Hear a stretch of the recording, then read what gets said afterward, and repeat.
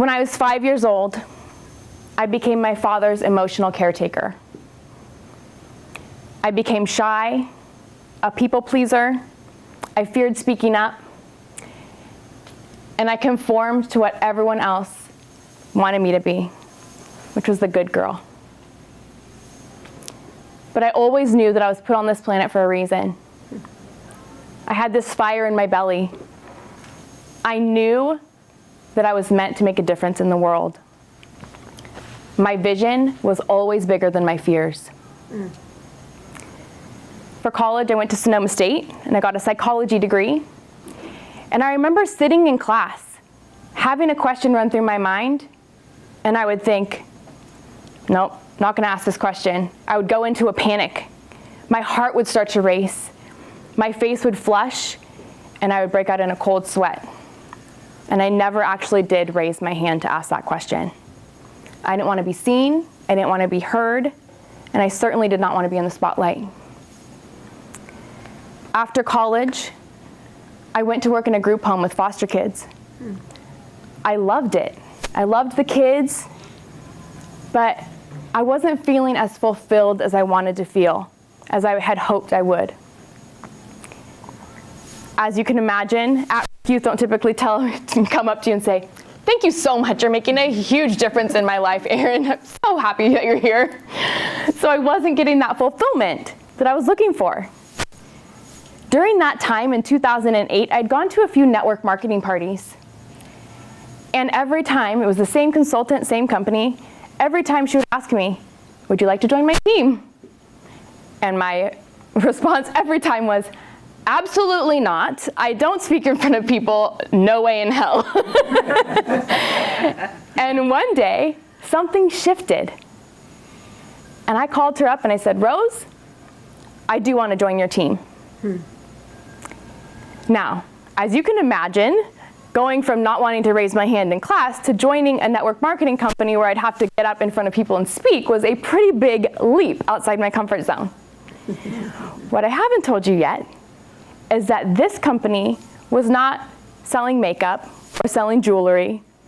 I was actually going to be doing passion parties.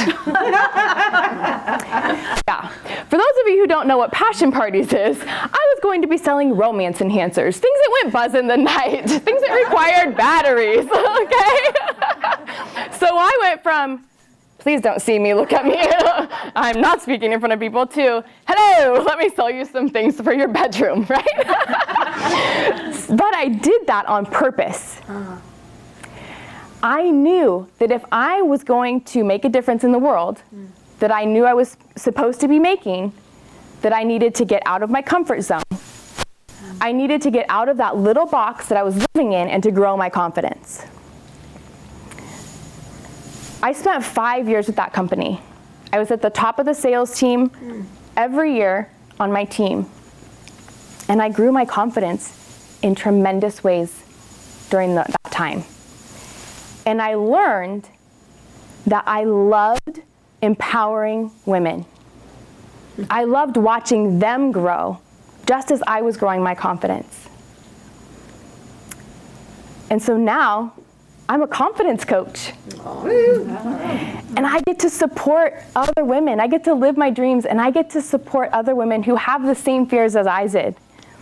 To have those limiting beliefs that they say they're not good enough. They feel unworthy. They fear being seen and heard. They fear that criticism and that judgment. And I get to support them to grow their confidence, to stand in their power, and to create all of what they want in their lives and businesses. It's amazing. So would you like to know how to grow your confidence? Yes. All right. I've got 3 keys for you today. There's tons of ways that I support women to build their confidence, but I just have time for 3 today. The first one is to practice courage by getting out of your comfort zone. Now, as I mentioned, I took a giant leap to get started outside of my comfort zone. You don't have to take a giant leap to get started, but you can take a baby step. And lots of little baby steps will lead you to massive growth over time. if you feel called to taking a giant leap, you absolutely can, but you don't have to. And I want you to always remember to let your vision be bigger than your fears, which leads us to key number 2.